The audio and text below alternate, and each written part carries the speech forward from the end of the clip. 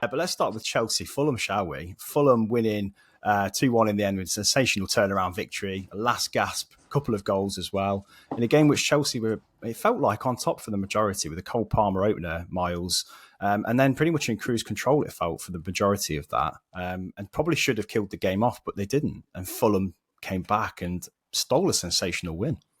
Yeah, Fulham have just been superb lately, haven't they? We've given a lot of credit to them as a club and a team and looked at some of the individuals that are really affecting those performances. But actually, I think what you saw in this game was there's some depth in that squad, and there are a lot of players that they can rely on that are going to help them get big performances and big results like this. I mean, we talked last time about Anthony Robinson and how instrumental he's been. We talked about how good we thought their business was in the summer.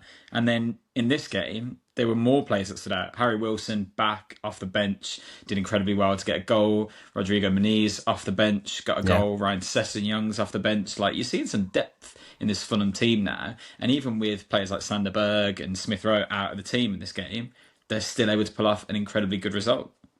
It's not a shock result though either, is it, Dave? Because Fulham have been playing so well, but Chelsea have previously been, I think it's 15 games unbeaten prior to this in all competition. So they're in fantastic form, and this is something that we've really talked about a lot with this Chelsea team. And not only that, but they haven't won Fulham at Stamford Bridge in the Premier League era, I don't think. So it was a shock result in that respect. Yeah, it's been ridiculous, hasn't it?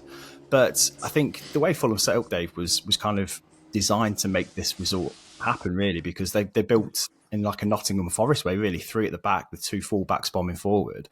That really helped them. And as Miles said, Anthony Robinson was fantastic on one side and Timothy Castagna on the other. Like key weapons for them, weren't they? Yeah, I think majority of their play does tend to go down the left-hand side, obviously through Anthony Robinson. He's just got that energy to kind of get up and down that flank, hasn't he, all game. I think he's been one of the players of the season so far. I think it's a slightly different balance on that right-hand side.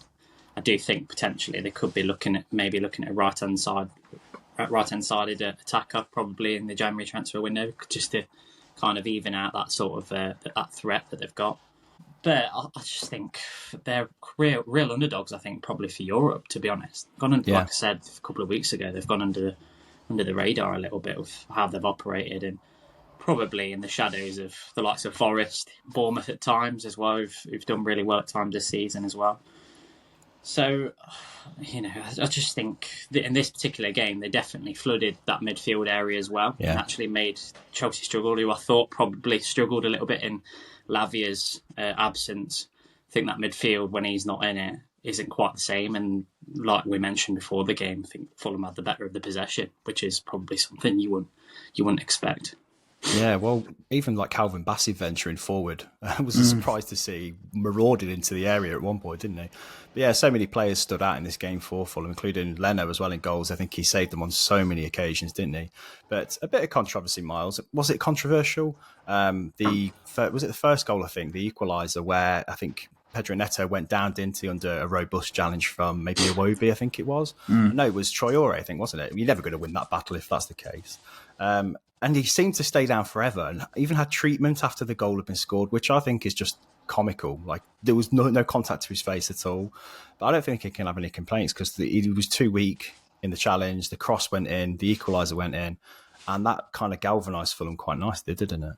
Yeah, I think he was trying to play the system a little bit and give the ref the idea that it was a head injury to break up play a little bit when it's late on and another team are pressing, but it was never going to work. But you mentioned there like the physicality that Fulham have, and I think that really paid off for them. I mean, we saw last season how influential Paulinho was in this midfield. They lost him in the summer and brought in Sander Berg. He's been excellent. He was out in this game, but Sasa Lukic came in.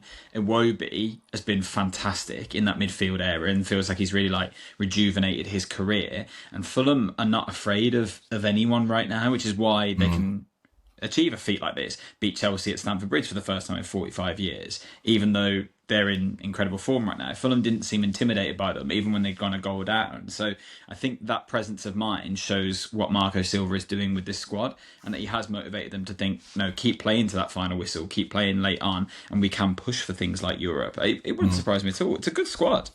Really good squad. Yeah, I think Chelsea will see. Well, they've said actually they're not title contenders, so they don't see this as points lost in the title race. But I think you have to see it that way because there's no one closer than them to Liverpool. So it's a shame that they couldn't keep up the momentum. But I think Cole Palmer said, we were never going to win every game, and they've been on a really good run. These kind of results are bound to happen at some point, just not to Liverpool at the minute, it seems. But Fulham on the other hand, flying and look kind of really good for Europe.